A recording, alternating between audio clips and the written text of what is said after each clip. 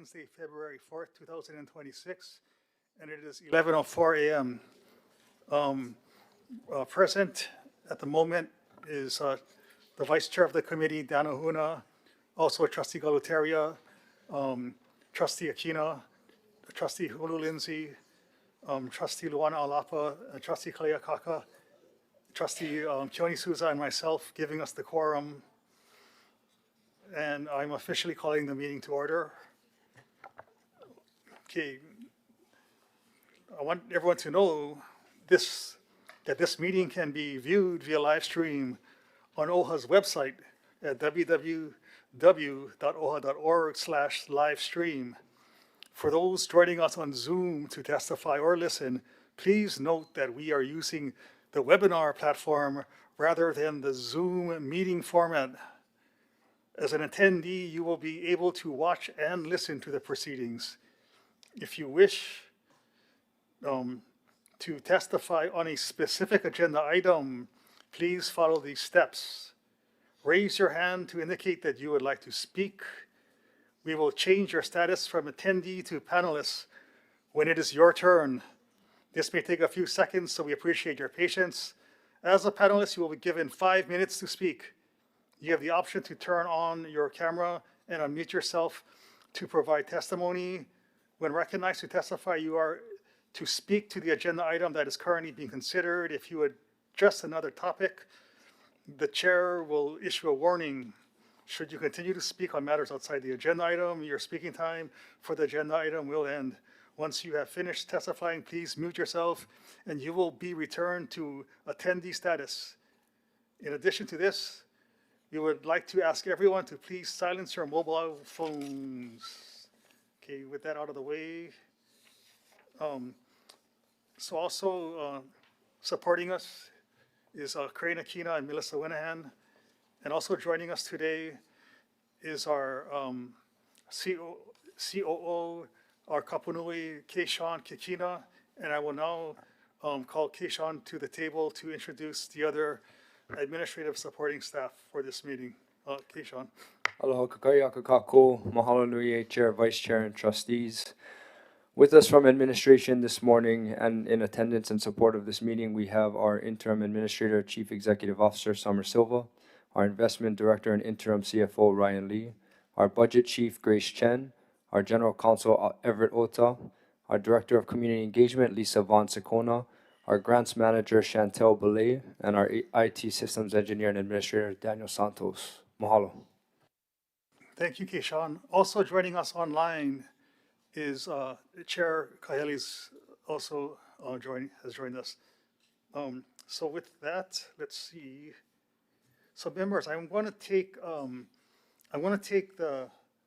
sponsorships, the whole Ko'ako'a Hui event sponsorships out of order. I'm taking that first because the recipients are here to answer questions.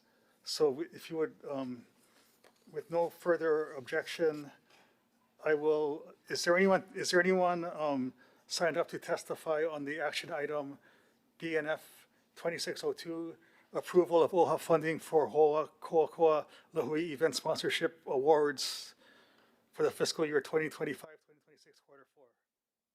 Yes, we have many. For new business 3B action item 2602. 1, Ho'oma'a Foundation, we have Mauli Ola. Are they representing they want to testify and? Yeah, there's no testifiers except the presentations too. Okay, then I'm going to, is there any? Yeah, but they're in order. See. Yeah.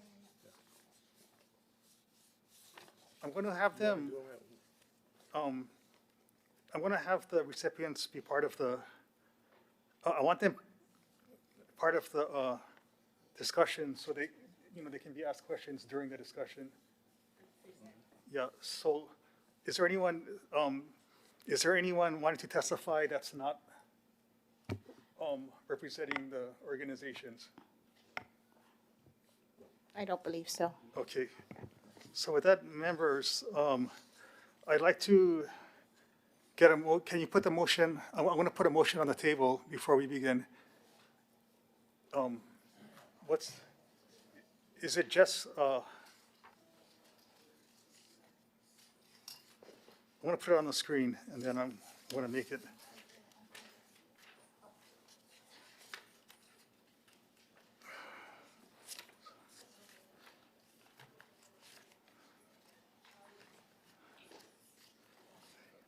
Where's the, Keone of Purple Maia, did you have a question? Your hand is raised. no, hey, guys, where's the motion? Okay. You got the motion. I'm just waiting to testify, but I'm in line. All right. Is he, I'll lower your hand for now. Thank you. Mr. Chair, can I make the motion? Approval of all. okay, so I'm putting on the table a motion to approve and authorize OHA funding for the Ho'oko'oko'a Lahui Event Sponsorship Awards for the following organizations and events for the fiscal year 2025 to 2026 quarter four. Okay, so, So moved. okay, no, I'm moving it already. So members, Go ahead and ask for so we can, it's on the table, we can, I'm going to accommodate what you guys want to do. We can approve this. Ideally, we can just approve it. Or we can, you may want to take some of them separately for various reasons, because maybe you want to abstain or vote no if you have a conflict or other reasons. Let me know.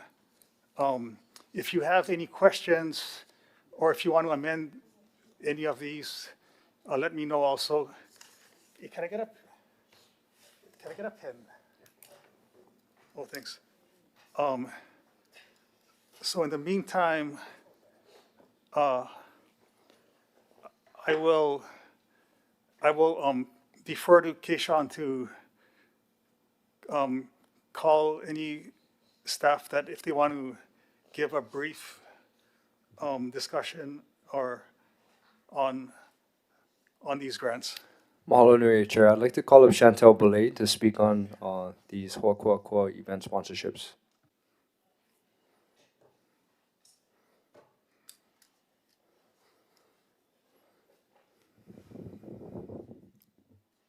Good morning, trustees. So before you, you have 13 applicants. All of them have sent a representative to either speak in person or online today to present their event. And they all, this is the first batch, I will say. We had a huge increase for quarter four applications. We received nearly 50 applications, and over 30 went through the evaluation process. So these events today, they all occur in the month of April. And then in March, we'll be bringing the second group with events in May and June. What was Trustee the, Lindsay. oh, excuse me. Go ahead. When was the deadline for this group of people?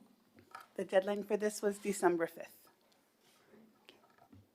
And I will say usually we receive between 15 to 20 applications. So you've seen it in past meetings, we usually bring about 12 to 13 for your consideration. So in the group in March, we are estimating about 17 to come before you.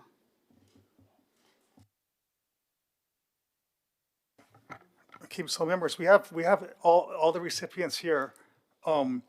If you want them, they're available for questions. If you have questions about their sponsorships, or if you want them to present, I can make them present also. So what do you, where are you guys at with voting on these sponsorships? Well, I'm good with this list of sponsorships, but since they are here, maybe they want to share with us and give them a 3-minute limit. Okay.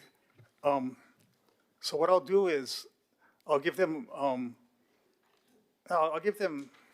5 since it's the testifiers. I'll give them each 5 minutes to present their sponsorships. If you have any questions for them, I will allow you to question them after the presentation. Keep in mind, there's 13 of them. And if I'm in the past, whenever they've always taken the full 5 minutes. So keep that in mind when you question them afterwards. But I will start with, how come I don't have the matrix? Wait, Hey, Chair. Just to let everybody know, you're not obligated to take the complete 5 minutes. yeah. Okay. So we're going to start with the Ho'oma'a Foundation. And this is the Rail Sun Menehune contest. Who's the We have representative? Miley DeSoto online. Miley. I'll ask her Oh, to there's unmute here. here. So Miley, Hi, hi Miley. Thanks for joining us. So thank you for this opportunity. Yeah, so you can give a brief presentation on what the event we're sponsoring is. Okay, thank you. My name is Mauli Ola. I am the Executive Director of Ho'oma'a Foundation, which helps organize the Relsan Menehune Surf Contest.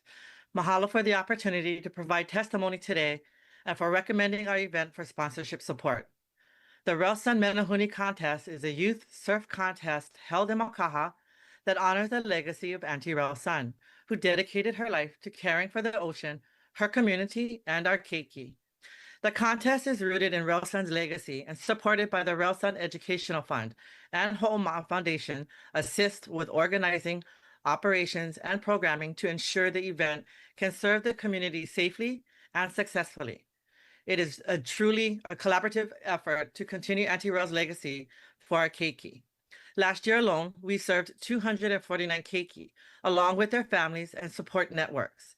The contest is open to keiki from across Oahu and is grounded in Native Hawaiian values, cultural practices, and ike related to the ocean stewardship. This is more than a surf contest. For many keiki, this is their first structured ocean experience. They learn safety, kuleana, and respect for the kai. They are mentored by lifeguards, cultural practitioners, and community leaders who volunteer their time to guide them. OHA's support helps keep this event accessible and affordable for local families. It allows us to provide a safe environment, cultural learning opportunities, and positive mentorship that many of our youth might not otherwise have access to. Most importantly, this contest strengthens identity and belonging. Our keiki leave with greater confidence, stronger ties to their community, and a deeper connection to the Hawaiian culture and the ocean that sustains us. We are deeply grateful for OHA's consideration and continued support of programs that uplift our lahui and invest in our generation. Mahalo nui for your time and consideration. Thank you, Miley. Are there any questions for Miley? Okay, then we will move on to the Imi Ola Canoe Club, inaugural Imi Ola Canoe Club long distance race. And representing, who's that? Oh, they're here. Okay, awesome. Oh, how nice. Yeah, we received written testimony from Director Jonathan Koulula'au, Valerie Chun, and Treasurer Heather Murakami, who's here in person. This is Heather Murakami. Thank you. You're welcome, Heather. Hi, my name is Heather Murakami. I'm the treasurer of Imi Ola Canoe Club, and this is Kilo, who is actually one of our club members. So I'm going to let him speak first. I'm here mostly to answer questions. Okay. Yeah, you go. Aloha. Mai ka wehe ana o ke alauna I ka elelani ai kona kiholo ana ma kai honua ke aloha nui a kākua pau. Mahalo for this time to speak. As Heather had mentioned, my name is Kilo Aulani Ka'ava Gonzalez. I'm speaking just in my personal capacity as a member of Imi Ola. This is my third year with Imi Ola Canoe Club. So just a little background. Imi Ola Canoe Club, very young. We're only in our a few years in as developing ourselves. Initially, we were affiliate members under the Huiva'a Canoe Racing Association. As of last year, we had transitioned to OHA, Oahu Hawaiian Canoe Racing Association, so under a different racing group. The major difference is the requirement to have a koa canoe to race in the regatta events. As of last year, we didn't have a core canoe, and so we as an affiliate member raced under another canoe club's name. And so a really big advancement of Imiola is we had recently purchased Kunane, an existing core canoe that was constructed in 1985. And with that purchase is a lot of required maintenance and reconstruction to get Kunane up to specs for racing in Okra. And so a big part of what Imiola is we're in our growth stage. We do not have a 100+ year legacy as some of the other Okra members. And as a club who aspires to go from affiliate to a full active member with a running and established core canoe for racing season, a big component of that is raising the funds to not only pay for Kunane, but the repairs required to make it raceable and sanctioned within Okra. And so this event, when we submitted, we hadn't yet developed the name. We currently do have an official name. It's Ko Kako Kunane Inaugural Okra Preseason Race. And so Okra has a set of preseason distance races that range from 6 to 10 to 11 miles in distance. We have keiki, open, novices, and different divisions. And so this race, the intention is that the funds raised from registration fees would go towards the reconstruction repair needs of Kunane to get it up to waterline. And so this race event will be at Mauli Ola or Sand Island, and we're anticipating the involvement, and this is open to all clubs within both Huiva'a organization as well as Okra. And so for OHA, this is an amazing opportunity to interact with numerous different types of clubs, all of their members who we are adamant about advertising to for them to participate in this race. And so the major components of how we historically fundraises Sodexo events. We are at the hot dog booths and set up tables for UH Manoa. And so a lot of the funds we would put up to operate for operational costs of this event would come out of our pockets in hopes that we profit and the profits go to the core canoe. With OHA's support, we're hoping that the operational costs for the escort boats, our safety measures, the medals for the events, as well as the food that we provide to all of our race participants would be covered, and that a lot of the registration costs that the clubs would provide to Imiola would go directly to Kunane's repairs. And so, as a whole, our story is one of growth. We are a young club, but also with the intention of succession.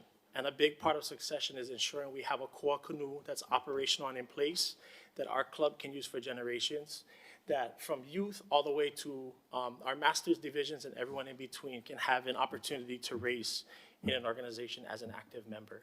And so hopefully with Okra support, this will be our first year of hosting this race with the intention that this in perpetuity would be an inaugural race within Okra's preseason schedule, that we would be able to raise funds to continually maintain the core canoe, which is named Kunane.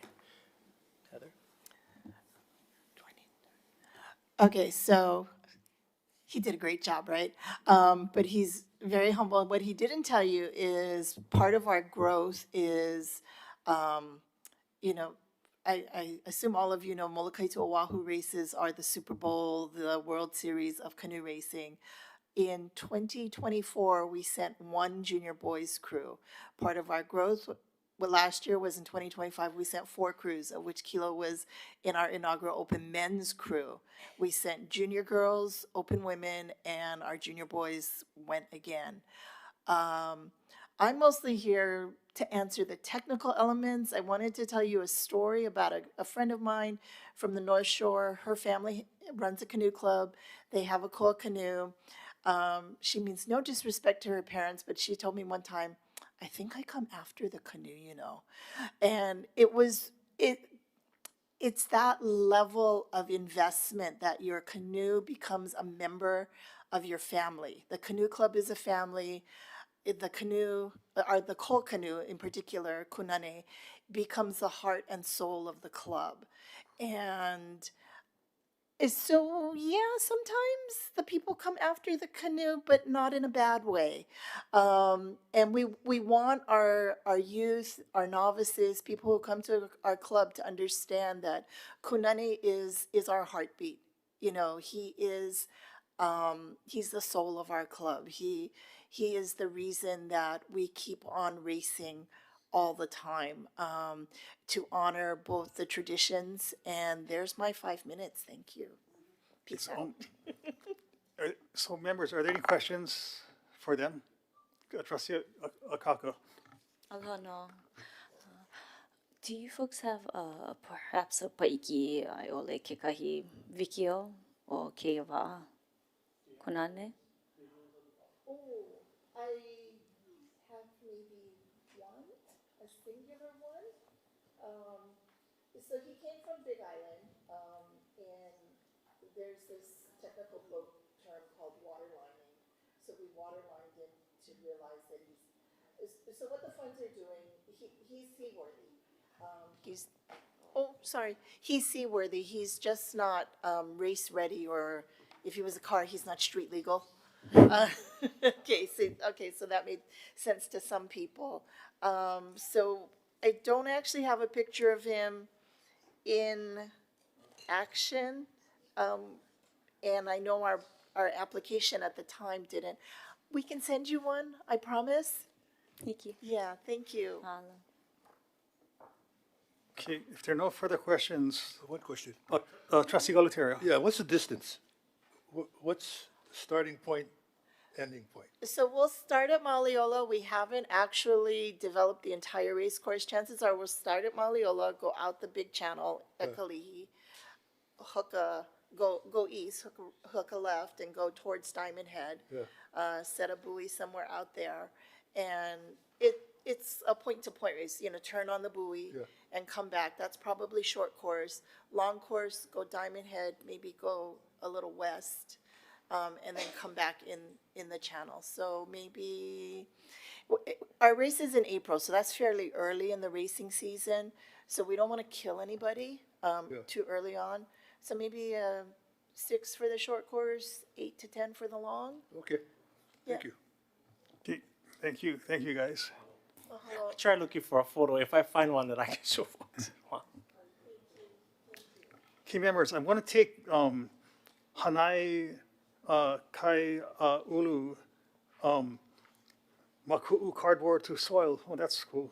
Cardboard to Soil Festival, because they have some students that need to get back to class. So I will take their testimony now. Who's the okay, whoever the representative of Hanai, wait, I got it. Hanai Kai, yeah.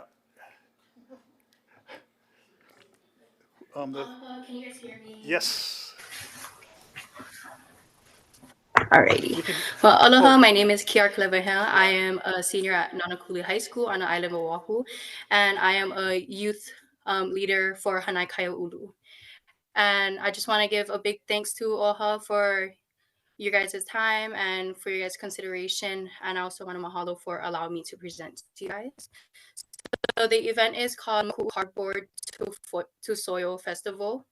It is a youth-led event where it will be held in Hawaii Island at the Maku'u Farmers Market.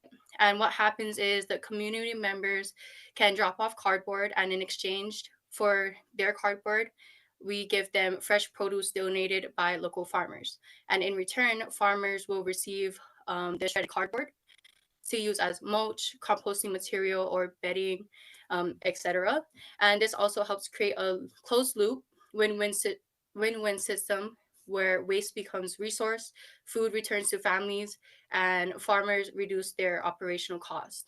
And through this event, we'll be having several stages where the participants or the community will learn how shredded cardboard can be so innovative and how it can be transformed into rabbit bedding, chicken bedding, farm food, sheet mulch, compostable pots, oil change boxes, and even sustainable party decor such as placemats and table runners. This event will also be greatly beneficial to the PO that helps or volunteers within this event, because it ties directly directly into high school graduation requirements, offering students the opportunity to earn community service hours for their PTPs. And through participation, the youth will also deepen their sense of kuleana, develop leadership skills, and learn what it means to actively serve their community by engaging in work that returns aina back to aina, ho'i ho'i. And they will also be learning the importance on how it is culturally grounding, learning how to culturally grounded zero waste solutions that divert cardboard from the landfills, and also learning how to return it back to Papahana Moku. And yeah. Oh, that is very cool. Thank you. Are there any questions for Kiara? Okay, thank you, Kiara, for that. We are going to move on to Mahalo nui. the Hawaii Opera Theater, Ho'oulu Festival Kamalehua World Premiere. Who's the representative? We have Reggie Lammers. Reggie? Wait, Reggie Lammers. Reggie. Hey, Reggie. Patrick Mkuakane, who is on this Zoom, will be testifying, and I am here to answer any questions. Okay. Patrick. Is that what she said? Yeah. Oh, there he is. There he is. See him. Wait. Aloha nui. Can you folks see me? Can you hear me? Yeah, aloha nui kākou. So privileged to be here to speak to you about this incredible opera that I am privileged to be the director of. You know, I had this wonderful prepared script to speak to you about this, but I was reading them and it sounded so manufactured. I went, chuck it. And I decided to speak to you, Iloko Oku'upuvai, from this place, because this is an important story. I'm a kumuhula in San Francisco, in the continent. And one of the things, I've been here for 40 years.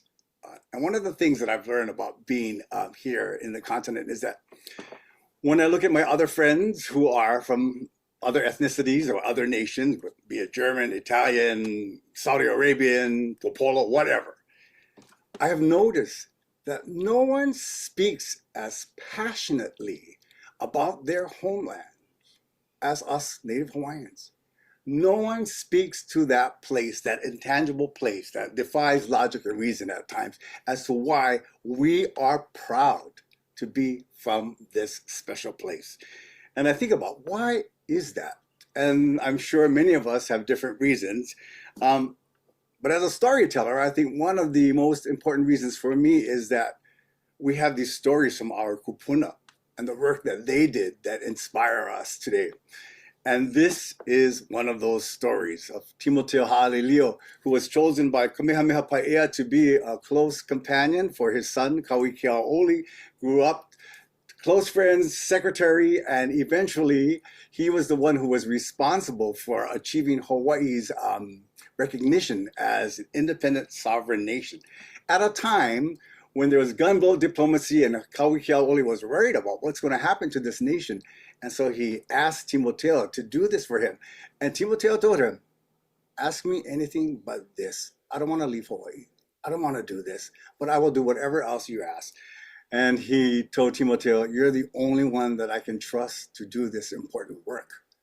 So of course he acquiesced and did it. It was an arduous journey that shouldn't have happened. It was an impossible undertaking because they were asking to be the first non-European nation to be part of the family of nations. Nobody was going to approve that, but yet they did. He actually achieved that and was sick during the entire journey. And they told him he needed to stay in America for a while before he came back home. And he said, no, I need to go home. And on the way home, he died. Talk about the ultimate sacrifice. For what?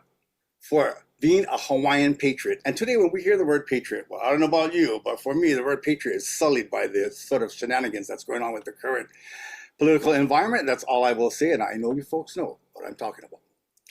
But if we want a clear definition of what a patriot, and mind you, a Hawaiian patriot looks like, all we have to do is look at this story.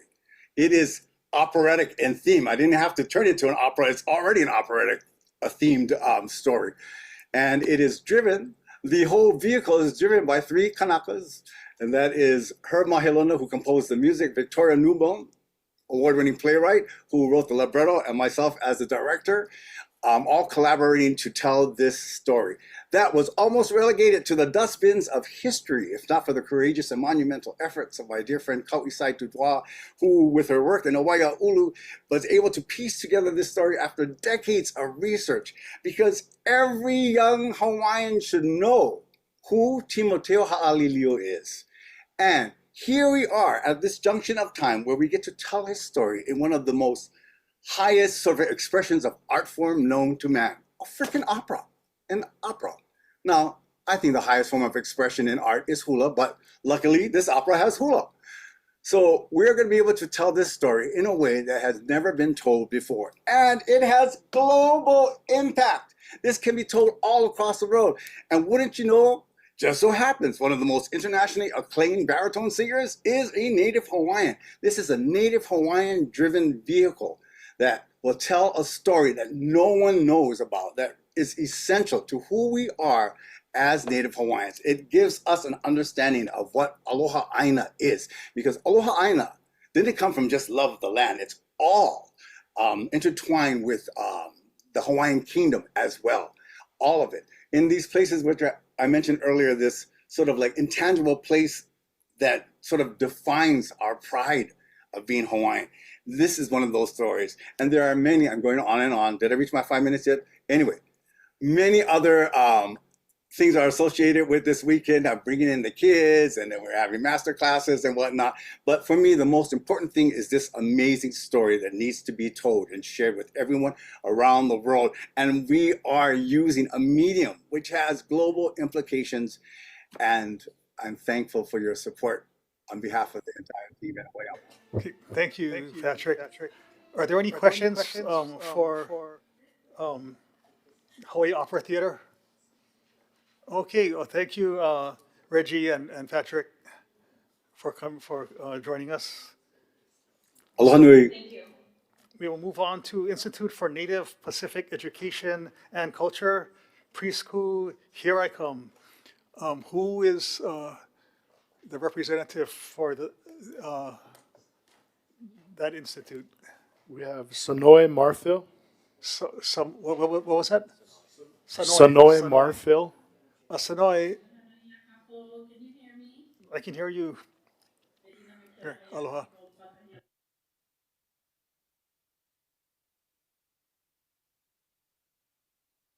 Education and Culture, also known as NPEACE.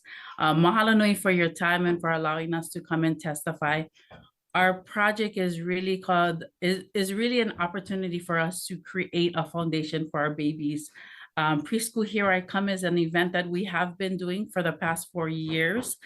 This event brings together resources, schools, just individual organizations that have an opportunity to provide care for our youngest children who are seeking some type of support when we're trying to normalize preschool. If we look at the current events that's happening across the world, family child interactive preschool programs are on the brink of being cut from over 60 sites to about 5. And so what Preschool Here I Come does, it allows for families to learn about their best option of preschool and what suits their families best. And so what we've been able to see was that we, in the time that we have done this, which was 18 across 4 years, we have been able to impact 700 families through this work, and we continue to normalize early childhood education and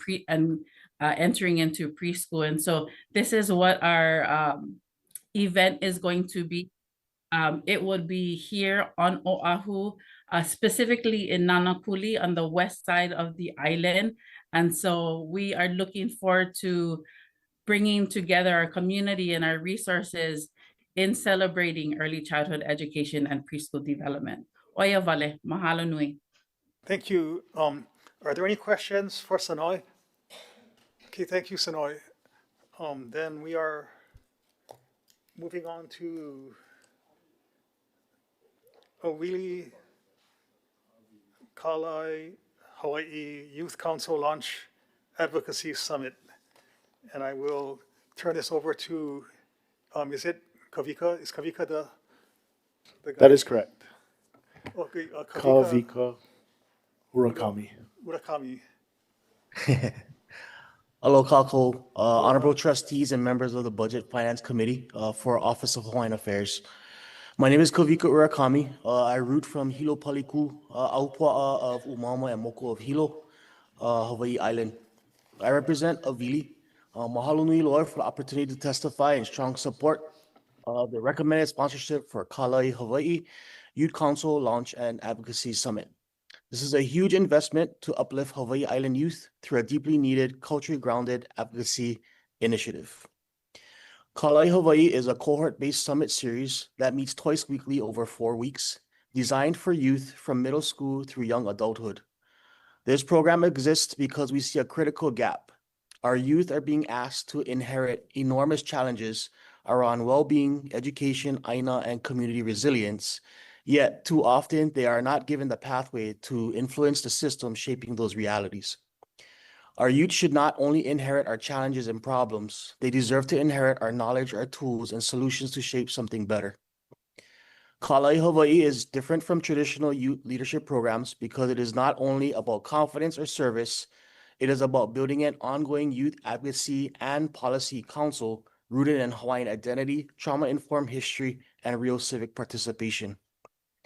Youth will form meaningful relationships with kupuna, cultural practitioners, and community leaders, becoming confident carriers of the past into the present while gaining the skills to shape Hawaii's future. Through leadership and communication training, design thinking, data collection, and hands-on prototyping, youth will develop real solutions and present them directly to OHA and county partners. Most importantly, this summit series launches the Kalai Hawaii Youth Council, ensuring this work continues beyond the program as a long-term force for community change. This aligns strongly with OHA's strategic direction of educational pathways and the strategy of strengthening integrated culture-based community learning systems. Mahalo again for your consideration and for OHA's dedication to our lahui. I respectfully urge the committee to approve this sponsorship. Kalai Hawaii ensures that we pass down its not only struggle, but strength, not only problems, but pathways. Mahalo nui. Okay, thank you, Kavika. Are there any questions for Kavika, members? Okay, if there are none, then I will move on to Naleo Kako'o Ko'olauloa, and this is for the Aloha Ko'olauloa event. And we have in person. All right. Lana Casey. Aloha mai Jerome, kākou. and Jerome. Jerome Ha'o online. Jerome and what was Ha'o. What was her name? Lana. Tarava. Can you hear me? Sorry. Oh.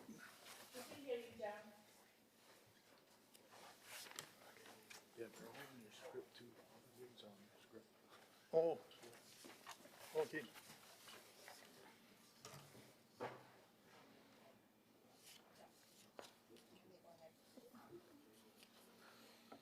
Can you hear me?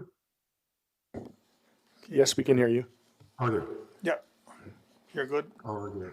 Aloha mai kākou, mahalo ia oko pakahi no kei halawai, I kei kakahiaka. I am Jerome Ha'o, and with you in person, of course, is Tarava Casey. We are members of the executive committee for the organization Naleo Kako'o Ko'olauloa. Our mission is to restore, protect, and perpetuate Olala Hawaii, and support the students, the ohana, the teachers of Hawaiian language emergent education in the moku of Ko'olauloa. We also help to provide a caring and safe environment for quality teaching and learning. We do this through normalization of utilizing any level of Olala Hawaii, ohana engagement events, social media communications, providing resources for ohana and our kumukaepuni for classrooms and huaka'i, and community engagement events in our moku like Aloha Ko'olauloa.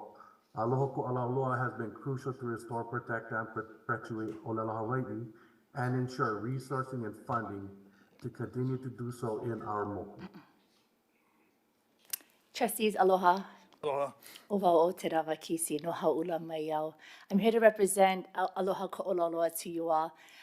Aloha Ko'ololoa, like Jaram R. Pelekikena introduced, is a free community event that was originally established in 1990. Over the years, it's taken many forms, from small plate lunch sales fundraiser to large-scale community workshops and events like this. The purpose of Aloha Ko'olauloa is to raise awareness of Aloha Hawaii and our moku of Ko'olauloa, which spans from Ka'ava all the way up to sunset, and to provide a venue for our own haumana to have a stage to stand on that really supports and uplifts our lahui. We also aim to partner with many community organizations and vendors that highlight the vibrant cultural scene of Ko'olauloa. Currently, we have 10 soft commitments for partnership with Aloha Ko'olauloa, including Lahui Foundation, Hale Mua, which is a men's cultural group, Waging Society, Hui o Haula Key Project, Nurture Culture Inc., Hui o Ko'olau Canoe Club, and others. Our estimated number of attendees runs about 400 to 500, with our primary impact being the Native Hawaiian community. Our haumana that attend the school's K through 12 education, Kulakaiapuni, are from Ka'ava, Kahana, Hau'ula, Punalu'u, all the way up to Kahuku and Sunset, and they get funneled into our Kulakaiapuni. Our Hui Makua acts as a support network for our haumana, our ohana, and our kumu. And we try to fill that need that acts as a supportive net. We try to find them money because we know that we need, our kumu needs support, our families need support. Through this, I spoke to the OHA's Mauli Ola strategic plan through the educational pathway. It's something we're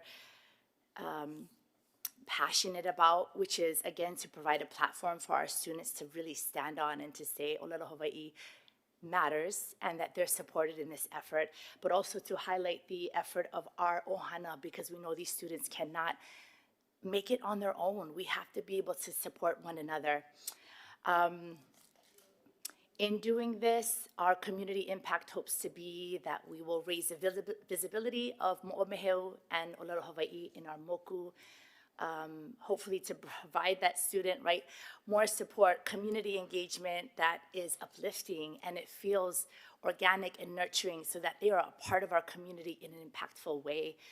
And also to have fun together, right? Like part of this journey of celebrating Hawaiian culture and language is that they can see themselves as part of a lifelong effort to sustain these values that will sustain them as they continue on.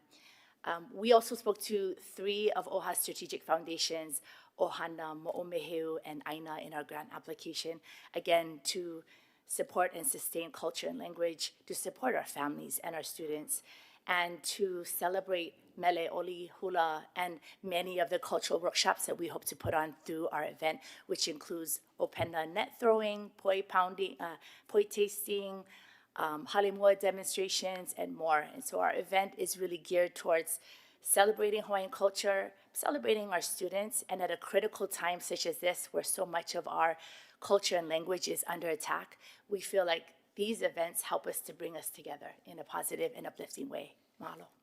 Thank you. Members, are there any questions for Te Rawa or Jerome? If not, then I will move on to four strings at a time. This is for the Ukulele Summit, and we have Sarah Maisel. There's a show. Yeah, the Marvelous Miss Maisel. Yeah. Aloha, my name is Sarah. Yeah, no worries at all. Aloha, my name is Sarah Maisel. I just want to say thank you so much for this wonderful opportunity to be able to speak on behalf of our organization, 4 Strings at a Time. So our mission of engaging, educating, and enriching all lives around the world through music and the ukulele is at the heart of Ukulele Summit.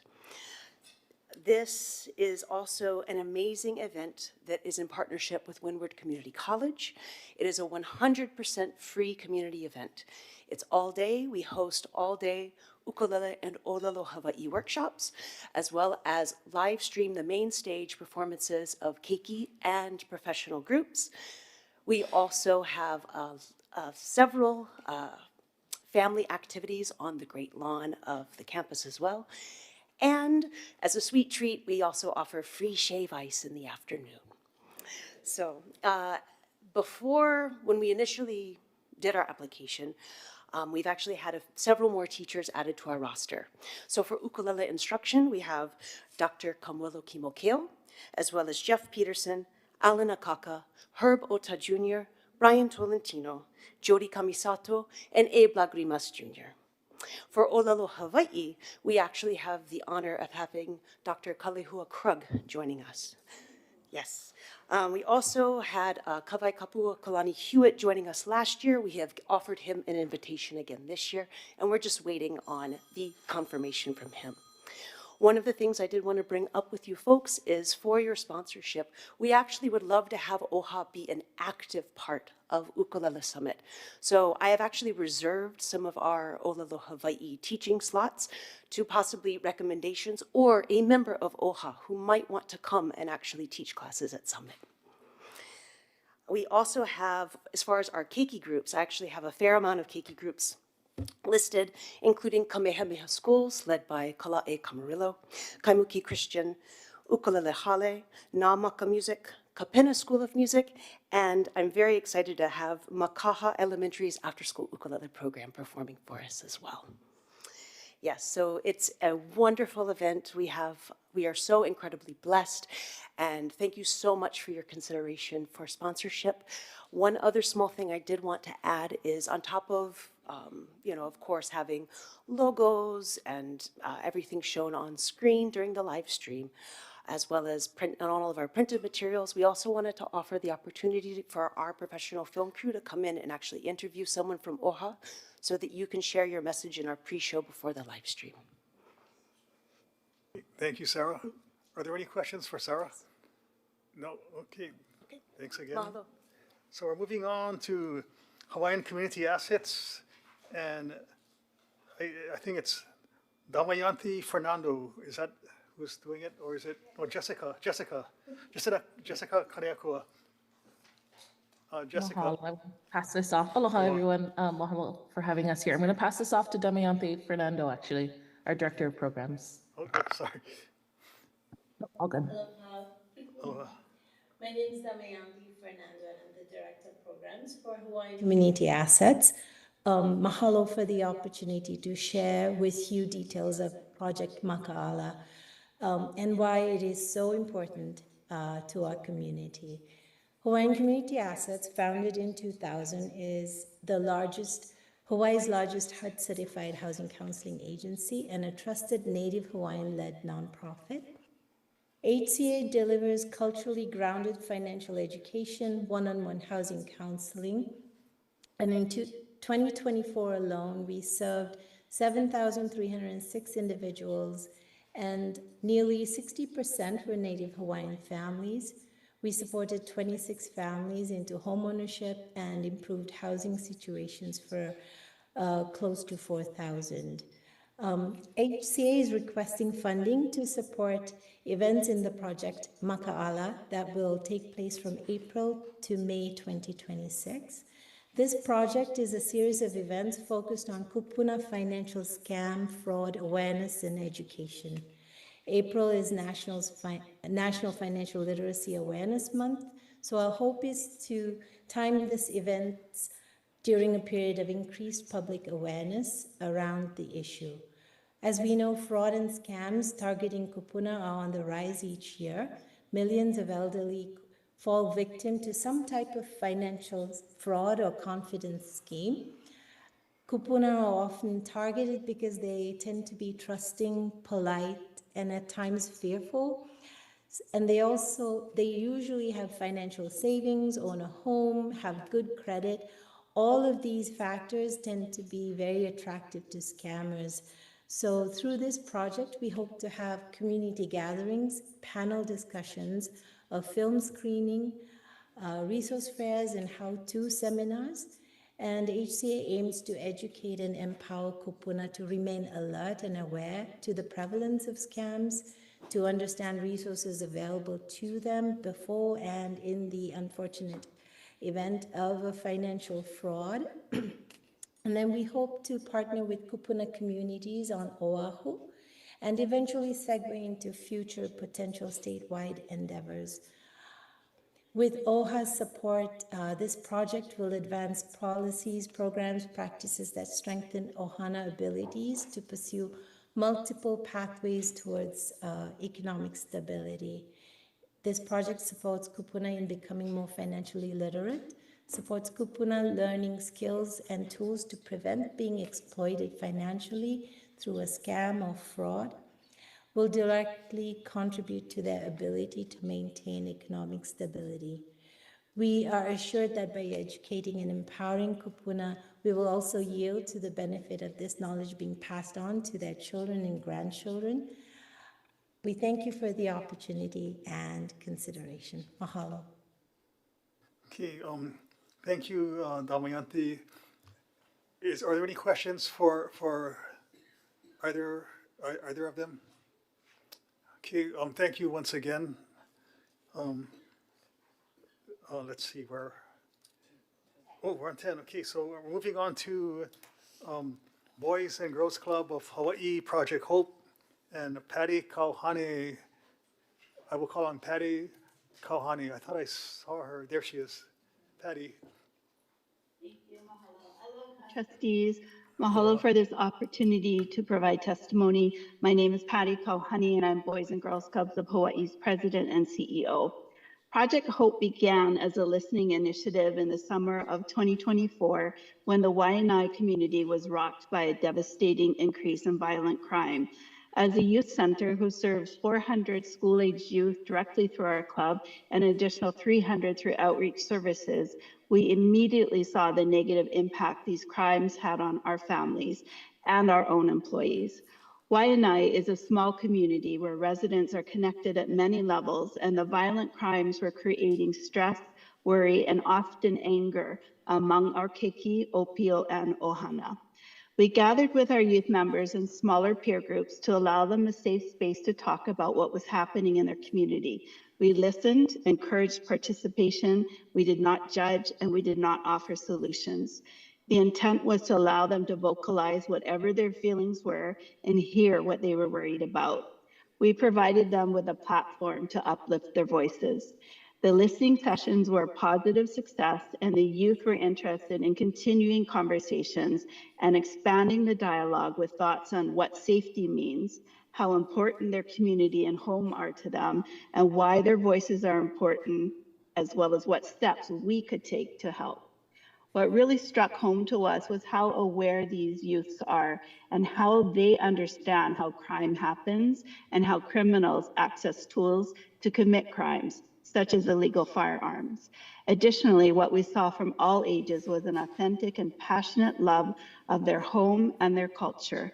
And sadly, we witnessed the stress they are under, causing feelings of anxiety, depression, and often anger. Our youth expressed that Waianae is so much more than the violent crime that is in the news. Next, we engaged our youth members in a mapping project, which allowed them to identify areas in Waianae where they felt safe and unsafe. Our goal again was to continue amplifying their voices and share the results of the mapping with community leaders who had the ability to affect change. The outcome was a wonderful success, which led to multiple Ohana night gatherings at the club, where the youth shared what they created and provided suggestions on how positive changes could be implemented. Our Waianae Club has since created strong relationships with the Honolulu Police Department Community Policing Group, the Waianae Neighborhood Watch, Waianae Coast Comprehensive Health, and other community groups and cultural practitioners. We've increased our Hawaiian culture programs to reinforce and build our youth and Ohana's connection to their home and culture and increase their sense of pride, healing, and belonging. Project Hope now continues with our community event in April. The YNI Boys and Girls Clubs is a trusted entity in the community, a place where people can gather safely without judgment, and our event will continue that sense of pilina and pu'uhonua through the event by strengthening, healing, and good health in our youth in Ohana.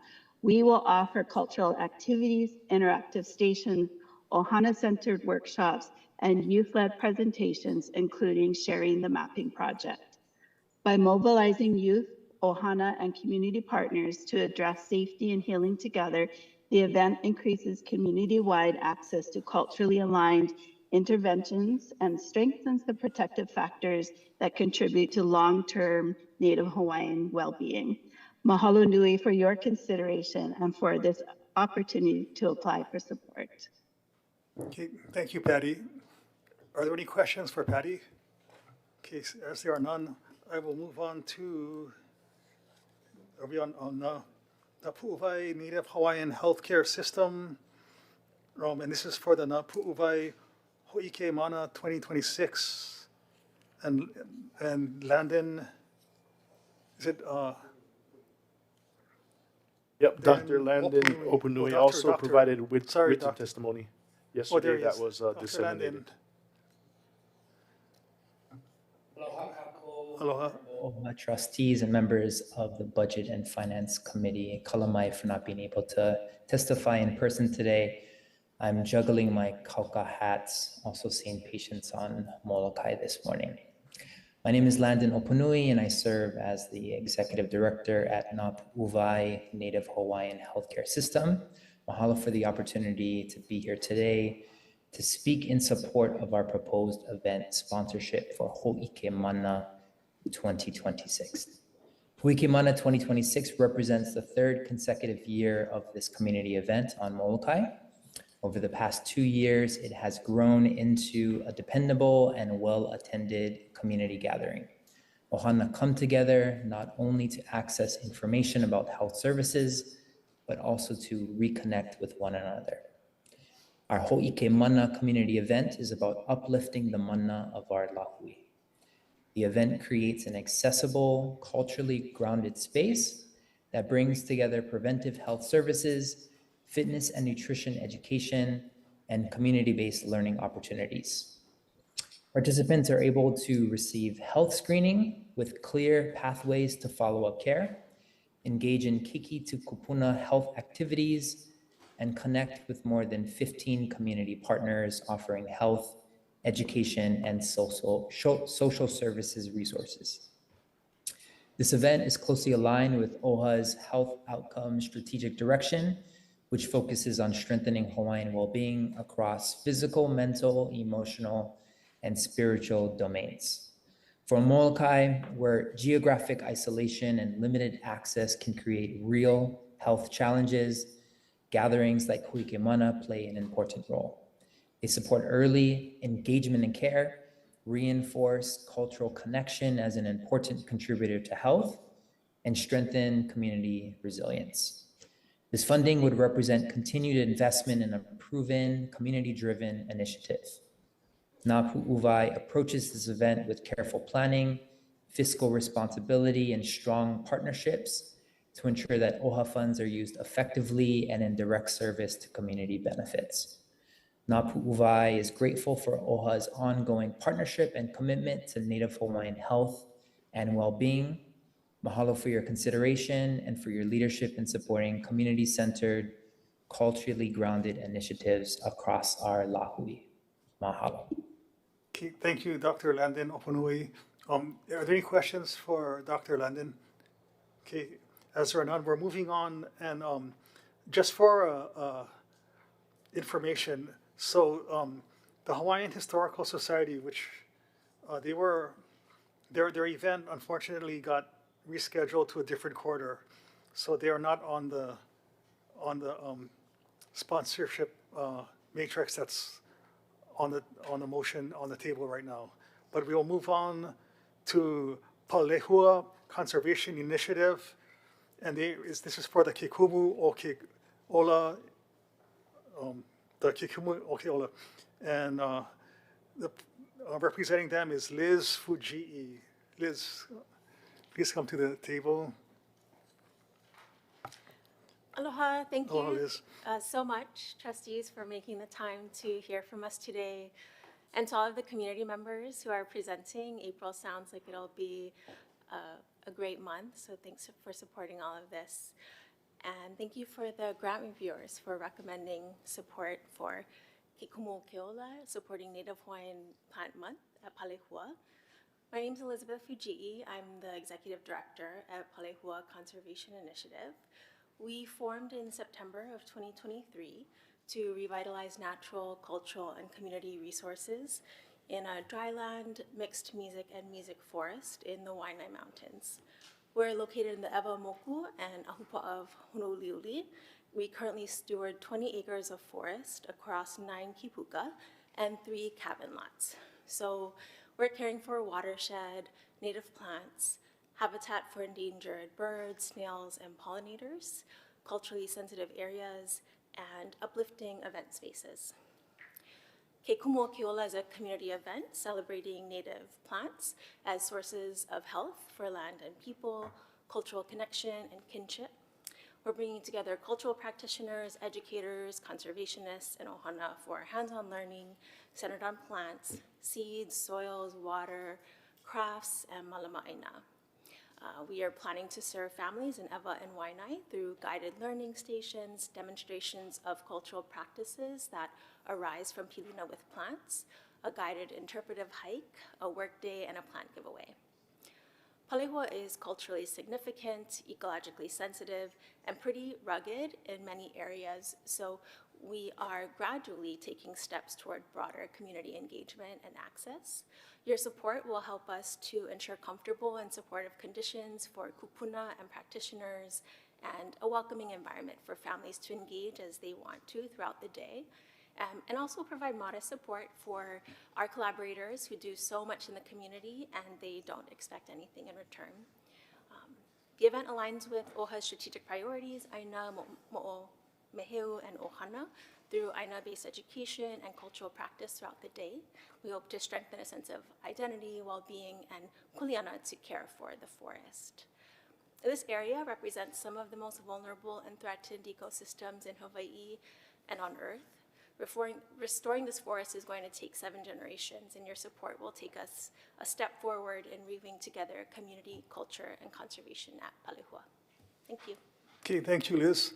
Are there any questions for Liz? Okay, thank you. Thanks again.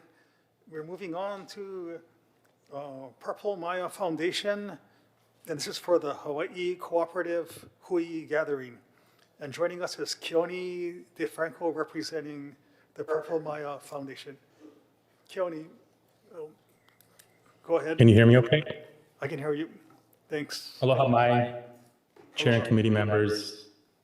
Mahalo for your time and consideration today. Owao Keone, noho auma waimanalo.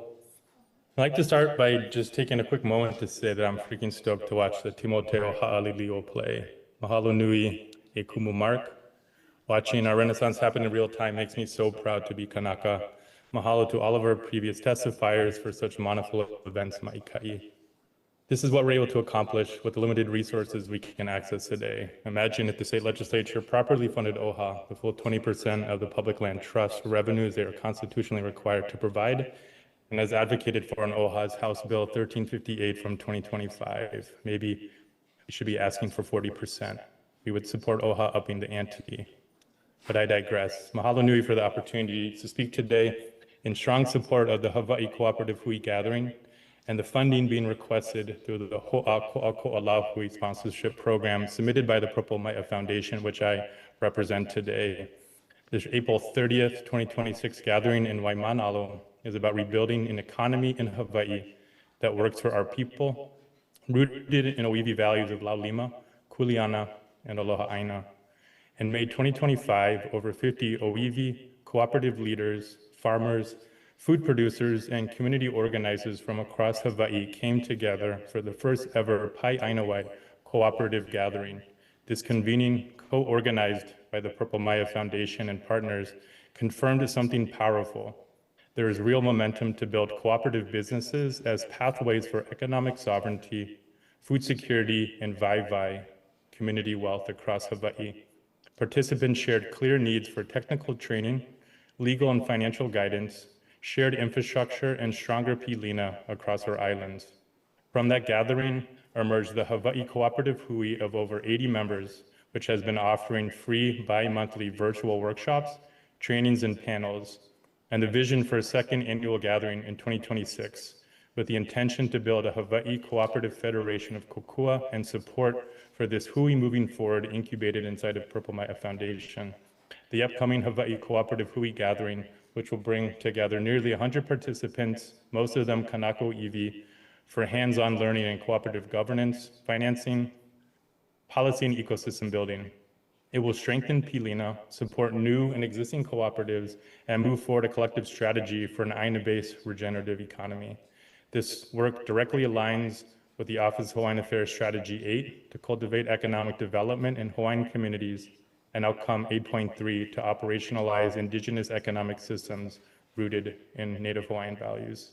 Cooperatives mirror our traditional ahupua'a system, where resources, labor, and benefits circulated collectively to sustain our whole community.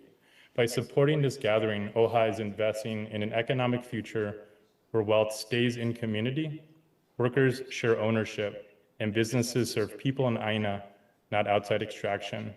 The requested funds will directly support neighbor island travel and lodging for Kanako Iwi, meeting space in Mea'ai, ensuring Native Hawaiian participation from across Ko Hawaii Pai Aina. Ultimately, this gathering helps lay the foundation for a resilient, culturally grounded, cooperative economy that strengthens ohana, food systems, and community self-determination. Mahalo nui for your consideration and continued commitment to building economic pathways rooted in ea and collective well-being. Thank you, Keone. Trustee Akaka. Mahalo, Keone. I have a couple questions. First is how you folks got your name Purple Mai'a. Yeah, it's a great question. Our two co-founders, Olin and Donovan, were trying to come up with a name that was a mix between Olelo Hawaii and English, something that would make people ask that question, what does it mean? So I think at the core, purple is one of the rarest colors that naturally occurs in nature. It's also the color of our queen. And when we look at the mai'a, the banana, that purple flower is the first growth. And so that's a core part of it, is that early growth within the mai'a plant is purple itself. And then we look at iholena, one of our oiwi varieties of mai'a, of banana. There was mai'a banana that was kapu for wahine to eat, but the iholena, at least according to the practitioners we've spoken to, was noa for all. So that's sort of the core of purple mai'a. Mahalo for that background. You touched on something that I wanted to mention at some point in this meeting regarding the legislature and testimony and supporting the Office of Hawaiian Affairs so that we can support our community and our beneficiaries. And I want to highlight with that I would be interested in seeing how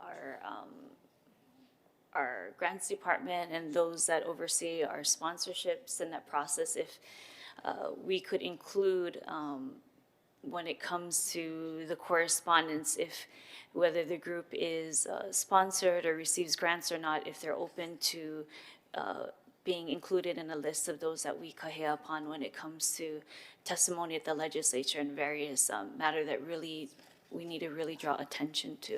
So mahalo for mentioning that. And I think that it's important that we be able to engage our community to advocate alongside us when it comes to our pro rata share, anything that needs our attention in advocacy and testimony and so forth. So mahalo nui, Keone, for mentioning that. Mahalo. Okay, thank you, Keone. So members, can you put the Mr. Chair. on the table right now is this is the motion on the table right now, is to approve, and it's the recommendation of the grants department and the committee to approve all these organizations with those amounts and that total. So is there any discussion on that motion? Trustee Lindsay. Thank you, Chair. I have a discussion. with our administration. So the Hoa Kua Kua is an event sponsorship, right? So having listened to the testimonies from our beneficiaries that came to support, and by the way, I do support all of these items. However, there's some programs mixed in with events in this 13, at least maybe 3 or 4 programs. And I'm just wondering how are we putting it into the sponsorships program? It's mixed up. I'm sorry. It's mixed up with events, and they're not events. It's programs that's stretched over 30 days, and I don't want to name the different nonprofits, but it's just a question of process for our administration. We should not be putting programs into the sponsorships. Okay. Go ahead. And, we can discuss it afterwards if I need to share the different entities. Sure. Thank you, Trustee, for the question. So part of Ho'oko'ako'a's programming is that community groups can hold workshops, and as long as they're held multiple days within a 30-day period, they're allowed to come in and complete the application, and we forward them through the evaluators.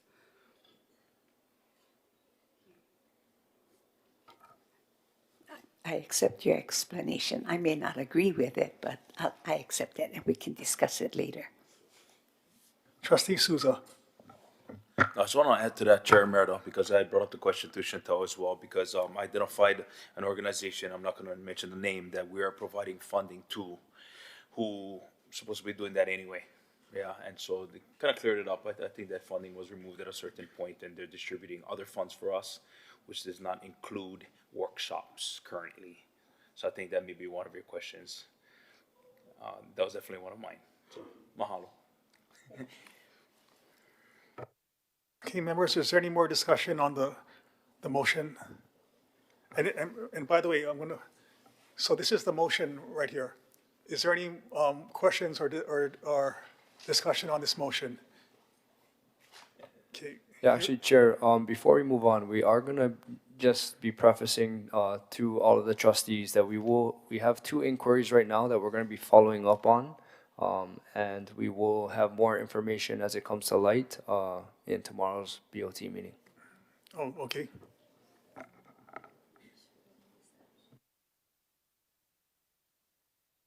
Trustee Kahele. Hi, I guess this question would be for the administration. Chantel, you were looking at the 2 of the sponsorships.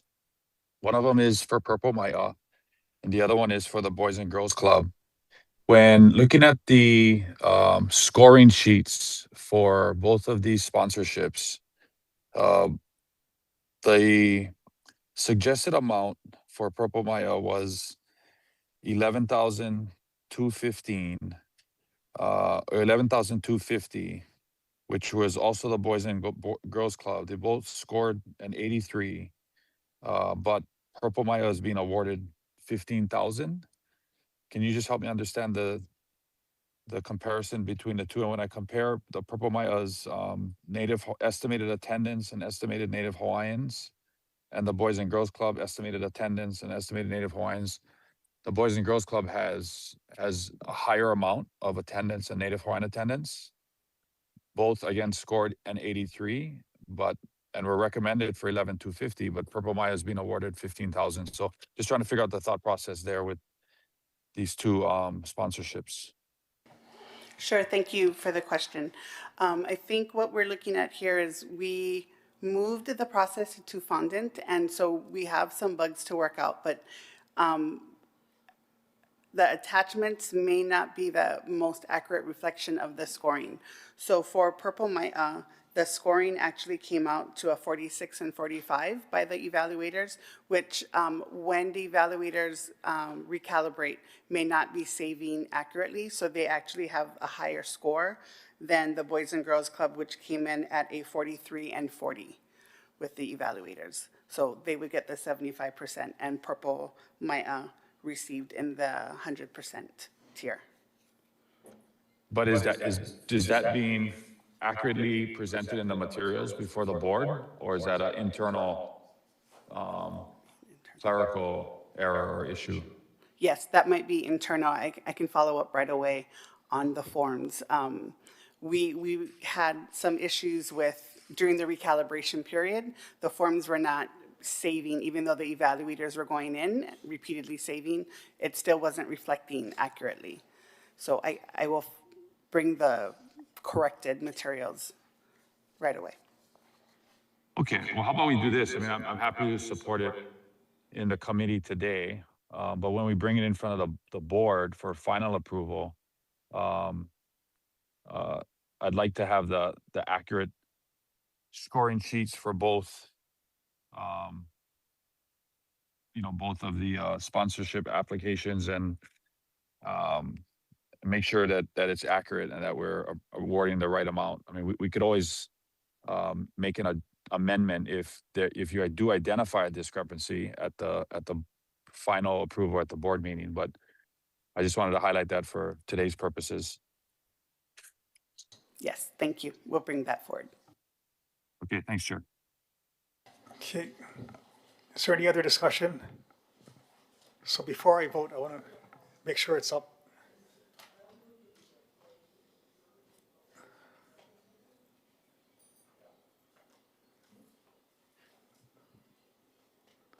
So is there any discussion on this motion, members? Okay, just if there's none, can I get a roll call vote? Vice Chair Ahuna. Aye. Trustee Akaka. Aye. Trustee Akina. Aye. Trustee Alapa. Trustee Galataria. Aye. Trustee Kahele. Aye. Trustee Lindsay. Aye. Trustee Souza. Chair Waihe'e. Yes. 9 yes votes. Okay, the motion passes. Members, we're moving on to item. Sorry, Chair, before we move on, could we also just discuss what we have planned, forecasted in the budget for the next round for Q4 in terms of distribution? Well, once we vote, that's part of the agenda's done. Okay, perfect. But we can. We can discuss that tomorrow as well. Yeah, if yeah, you'd yeah. like. We can discuss it tomorrow. Mahalo. So we're moving on. Okay, item number 1, new business action item BNF 2601.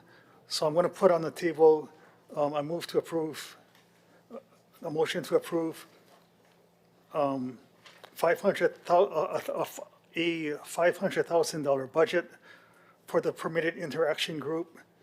Actually, before I do that, I think there may be testifiers on this, so I will take the testimony before I make the motion.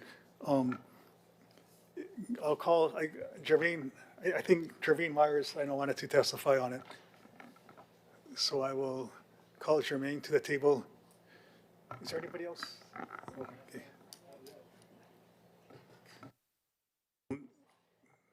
Thank you, Jermaine. Thank you, Chair. Aloha, Chair Waihe'e and honorable trustees. My name is Jermaine Myers, and I am an OHA beneficiary and a Nanakuli Hawaiian homestead lessee. Mahalo for the opportunity to provide testimony on action item BF 2601, the proposed $500,000 allocation for a permitted interaction group to negotiate OHA's position regarding U.S. military land leases expiring between 2028 and 2031. First, I want to raise a process concern. Why is this committee being asked to review and advance a budget proposed by the chair and administration that was never reviewed or discussed by the PEG itself before being brought to Budget and Finance? That undermines the purpose of a permitted interaction group and places this committee in the position of approving substance before process.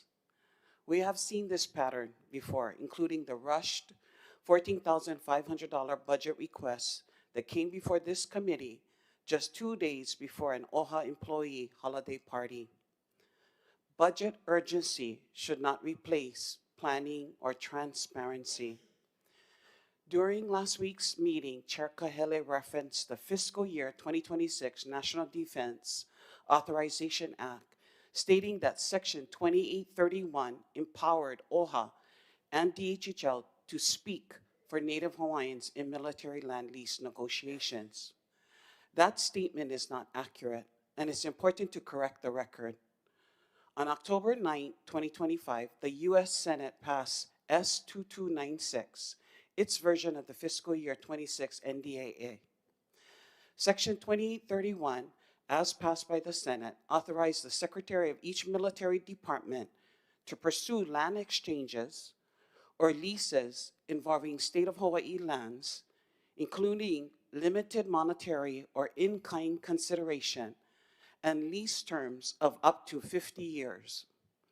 Nowhere in the Senate-passed version does Section 2831 authorize OHA or DHHL to represent or negotiate on behalf of Native Hawaiians. Before the President signed the NDAA, Congress adopted the House version, S1071, approved on December 10, 2025. In the final enacted NDAA, National Defense Authorization Act, Section 2831 was repurposed to address inspections of privatized and government-owned military housing. The language referencing OHA and DHHL consultation applies specifically to U.S. Coast Guard transactions in the House version, not to all armed forces or land lease renewals. That distinction matters. Overstating OHA's statutory authority does not strengthen OHA's position. It weakens it. This is why I support only $60,000 allocation to complete the Pa'akai analysis. If OHA intends to engage meaningfully in Coast Guard negotiations, including financial settlements and mitigation, only the Coast Guard, and must rely on evidence, not assumptions. The Pa'akai analysis documents traditional and customary practices, impacts to Native Hawaiian rights, and cultural subsistence and environmental findings that federal agencies are legally required to address. If OHA is serious about accountability and stewardship, then we must be precise about what federal law actually authorizes, respect internal processes, and invest in tools that strengthen OHA's negotiating position with only the Coast Guard. For those reasons, I urge the committee to support only $60,000 Pa'akai analysis and to exercise caution and transparency with respect to the rest of the proposed PIG budget. Ke akua pu. God bless all of you. Thank you, Jermaine. So with that, okay, I will still, I'm going to make a motion.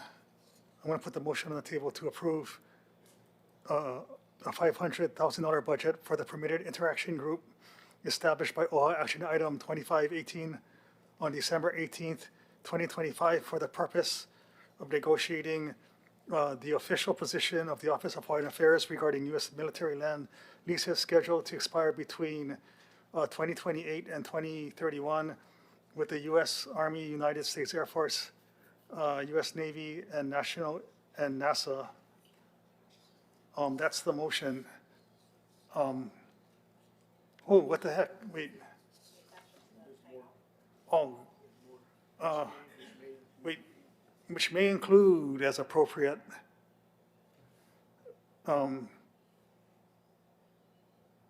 Which may include as appropriate, which may include as appropriate including funding, I gotta read it so it sounds right, which may include, as appropriate, including funding for Pa'akai and public trust analyses, is that it? Analyses for the proposed, he said it's plural, analyses for the proposed land retention at the Pahakuloa training area, Hawaii Island, Kahuku training area, Makua military reservation, Kawailoa, Poa Moho training area, and the Pacific Missile Range Facility, advocacy efforts with elected officials in the state of Hawaii and Washington, D.C., including statewide community briefings and listening sessions, a multi-platform communication strategy using long-term, short-form, and digital media to educate OHA beneficiaries, policymakers, and the general public statewide, and the establishment of a technical advisor working group of subject matter experts to advise PIG members, including a site visit to the island of Kaho'olawe in 2026. So that's the motion. So members, before we continue, I do want to, apparently, so this motion was deferred from last week's meeting. Apparently, if I'm to believe what I heard, out of respect to me, which leads me to ponder, why doesn't respect for me ever manifest itself into something that I would like? But nonetheless, no, I'm kidding, I'm making a joke. But apparently, due to the discussion happening at that meeting, there are some differences in this action item than were in that one. So I'd like to call someone, maybe I'll refer to Keishan. Is there somebody here that can explain what was added to this action item that was different from last week's one? Or that's, I'm correct that there was additional things in this one, right? Mahalo for the question. I am going to call on Summer Silva to the table or Corp Counsel, depending on who is prepared to speak. Mahalo. Mr. Chair?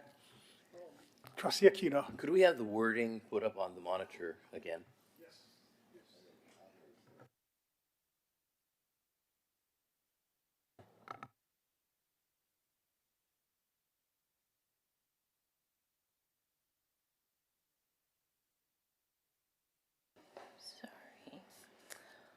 Mahalo.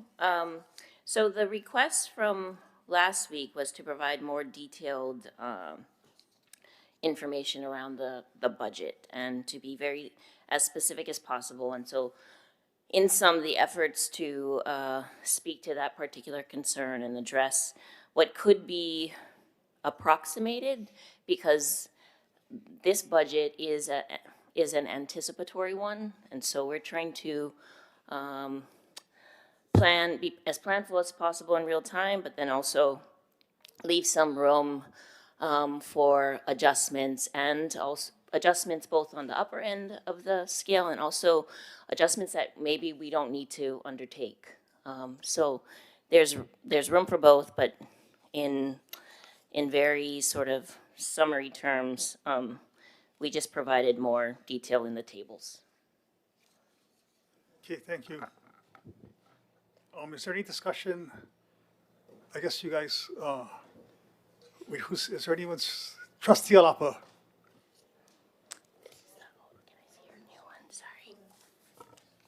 Mahalo, Chair. I'd like to ask if Bill Brennan's in the house and can come up. I swear I thought. We may need to pause, or we're calling him in. He's not in the room at this moment, but. Okay. Oh, he's here. Okay.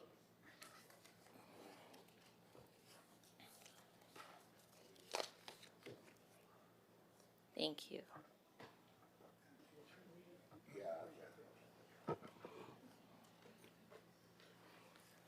Aloha, Bill.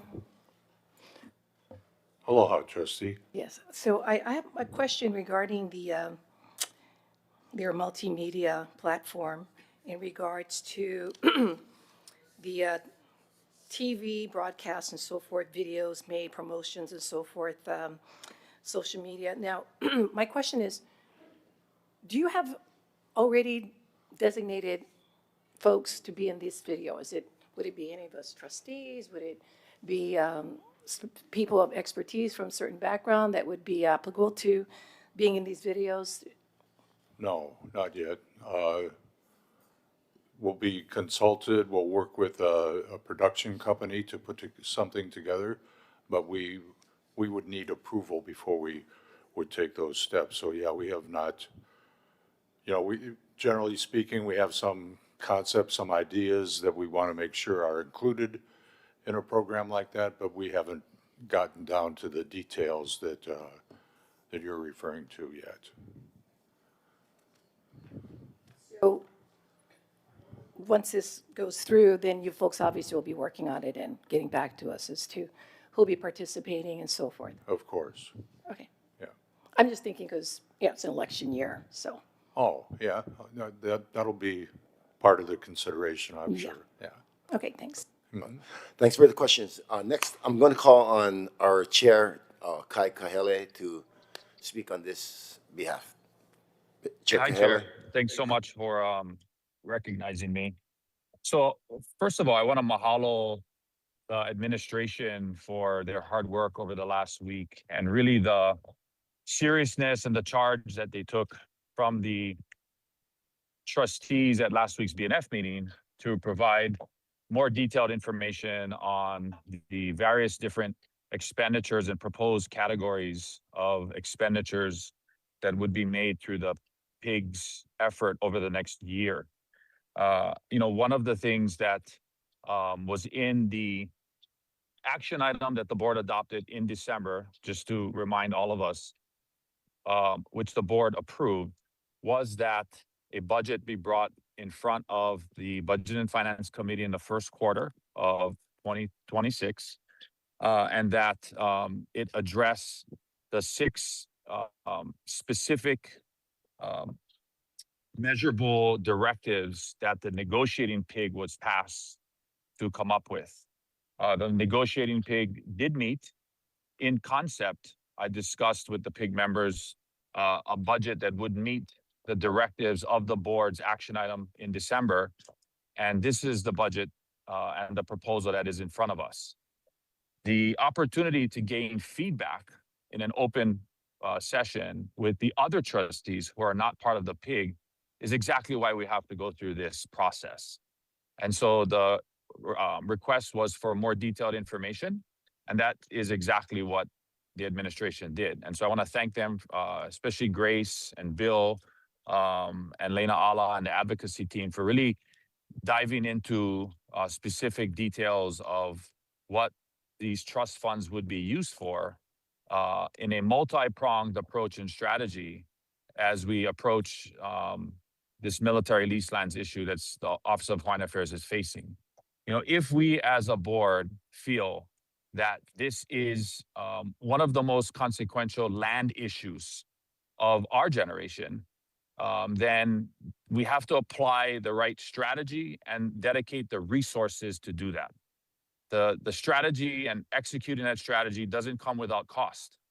And I think that this budget that is in front of the committee that is pretty flushed out and is pretty much down to the detail meets what the majority of the board requested last week.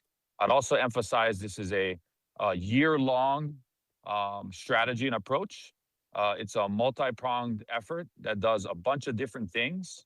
And I would encourage all of us to support it. It has checks and balances in the action item in terms of how funds are expended. So no one director or no one trustee or no group of trustees or no manager can unilaterally make a decision and spend trust funds. It requires 3 individuals, independent individuals, to authorize that. The pig also sunsets just before the day before the November 3rd general election. And any funds not used returns back to the Native Hawaiian Trust Fund. And so the purpose of the resource is not so that we have to come back at a different point of the year for more resources, but to give as much as we think is reasonably prudent for the type of issue that we're trying to address and what we're trying to bring in terms of education and empowerment to our lahui and the broader electorate in Hawaii. And this allows OHA to meet that moment. I also believe it allows OHA to use the opportunity to build leverage in our position in negotiating whatever future dispossession is of these military land leases. And that's really important. If we are silent on this issue, and we can only do so much with the limited resources we have, if the efforts of the permitted interaction group in this budget is not funded, we lose the opportunity to have leverage. We lose that opportunity at the state level, at the federal level, in the public sphere and in public opinion. And so I really think that giving this negotiating pig the opportunity to get out of the gate and get rocking and rolling and get running is really, really important for what we want to achieve on this particular issue. And I strongly support it. I want to thank the administration for their hard work on it. A level of detail that we don't too often see, at least in other action items we passed and in other things that this board has done. And so I want to commend them for their work and their efforts. And I would ask for your consideration in supporting it and moving forward. Mahalo. Okay, are there any other? Yeah. Yeah. Trustee, I have some comments. Yeah. Trustee Colaterio. Of not having addressed the message, we're just addressing the expenditure. And as I'll be voting in favor of it, because as I take a look and drill down into some of these figures, this is consistent with regular media buys. Unless we own our own stations, until such time, we're going to have to play along with everybody else, right? So what I'm seeing is 500,000 will cover what we need, I think, for now. And if we need more, you'll come back. But this is sufficient, judging from the figures that I'm taking a look at. Okay. Yes, and I will say, and if we need less, then they will be absorbed, they won't be expended, they'll remain in our trust resources, yes. Okay, thank you, Chair. Trustee Ahuna.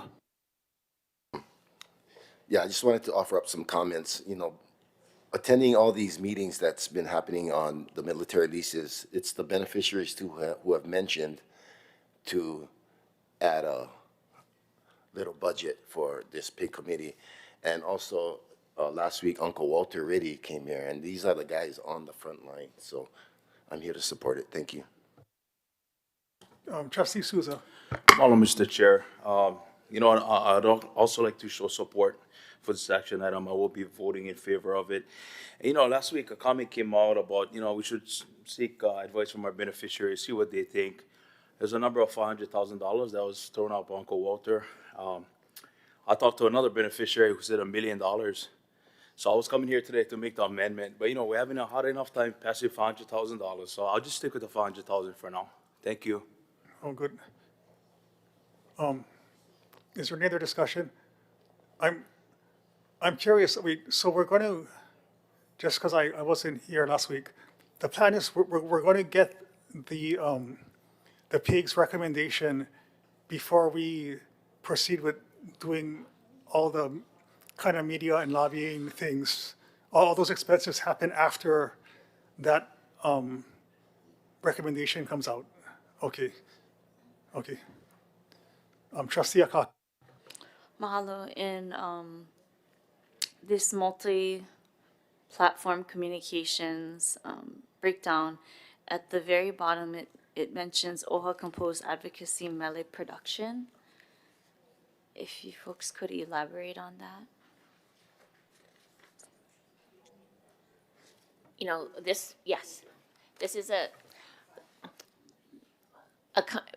is such a meaningful, consequential moment in time. It is, it invokes sort of memories of the Kaho'olawe protection effort, all of our other really Lahui moving, everyone's galvanized around a particular initiative because it's so resonant, it's so urgent, it's so consequential. And so the idea around the advocacy melee is about uplifting an anthem, if you will, a kahea, leaving room in the budget to get some of our artists from the community to help us create a galvanizing and meaningful for this moment kind of anthem. And so we budgeted for that particular opportunity because symbolism and input from practitioners, from diverse voices, not just, technical experts, but kumu, our people who craft mele, people who are halaus, all of them have a role to play in this particular response to what is a very consequential moment that will have legacy effects for multiple generations if we don't get in front of it, if our advocacy doesn't help inform and safeguard and protect what is meaningful and valuable to our lahui. Chair Wahe, I can also answer Trustee Trustee- Akaka's question too. Trustee Kahele. Thanks. Hey, great question, Trustee Akaka, and thank you for identifying that in the budget. If you remember the Project Kuleana videos, and they were really anthem inspiring videos that were done, and I'll give you some examples of them. The All Hawaii Stand Together was one of them with Liko Martin. You can watch these on YouTube. Kaulana Napua was another one, very powerful melee and video that was done by Project Kuleana. Where Are the Brothers? That was another one that talked to incarceration and injustice in our kane. And so the anthem composed by Kumuhina, I'm sure we're all familiar with that was done in the studio. I think even Kale Hannes was in that as well. So these Kanaka inspiring mele set to music, set to place, with some of Hawaii's most inspiring musical artists and orators and Aina warriors is what the vision was for this, especially given the 50th anniversary of the landing of Kaho'olawe. And so it would encompass, it would probably begin before that, but would definitely include much of that, and then it would jump to today. And so we put it into the budget. Really, it's from talking to people at Project Kuleana and those that have done this, that's probably not enough, but an initial seed money to start with, at least in our budget, so we can toss it around and chew it. There's no definitive decision made on whether we would do that or not. I think that is something that the concept of it and what it would look like would need to come in front of the board, but for production.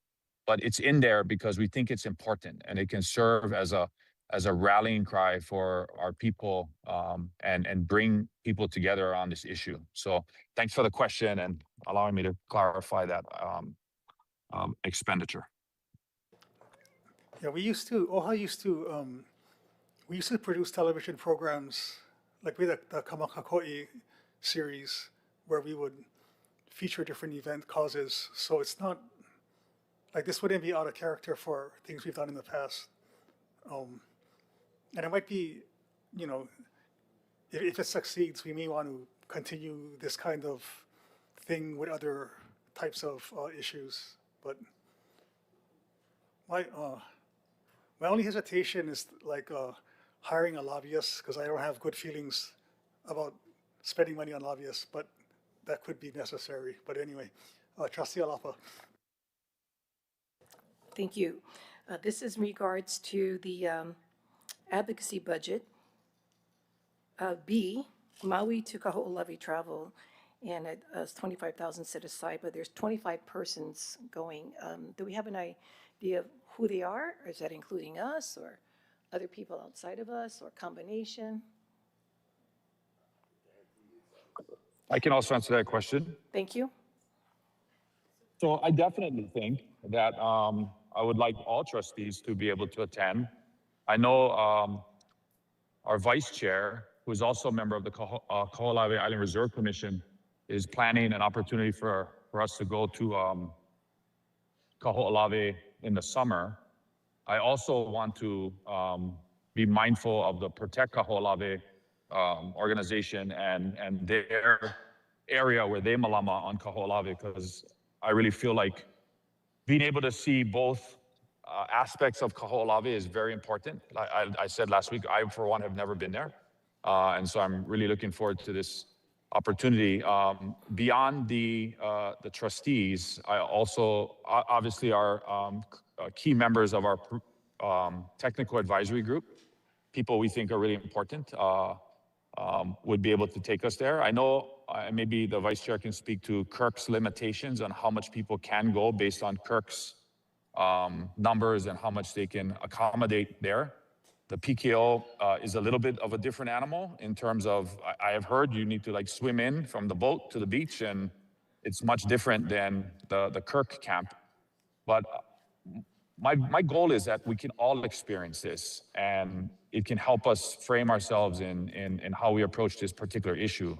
And you know, I also think there'll be people on the technical advisory group that we may not necessarily agree with their particular viewpoints on this issue, and they may have never been to Kaho'olawe as well. And that would give them an perspective to see and feel the island and the issue through the eyes of people like Uncle Walter, and Auntie, Daviana McGregor, and others that have led deeply on this issue. So hopefully that answers your question, Trustee Alapa. Mahalo. I'll go with Trustee Aquino and then Trustee Souza. Unless, was your comment related to? Yeah, that's good. We're good. Trustee Aquino. Thank you very much. I'll be very brief. I'll be voting no. And that doesn't mean that I disagree with most of what has been said. I stand with the board on our need to go forward and represent the Hawaiian people. But the way we do things has to be done the right way. First of all, I think it's important for us to define our position and our message. We have not done the work of that.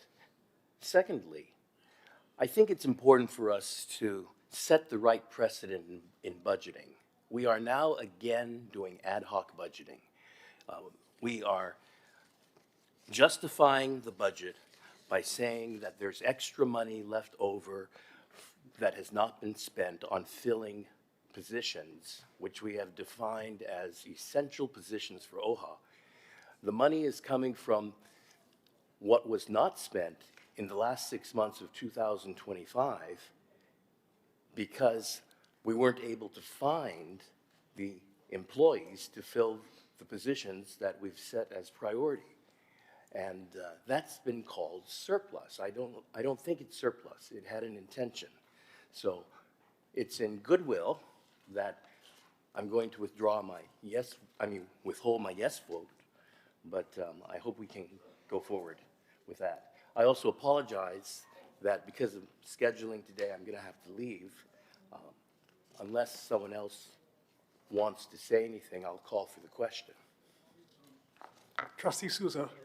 Just real fast, going back to what Chair said earlier and getting back to Trustee Alapa's inquiry.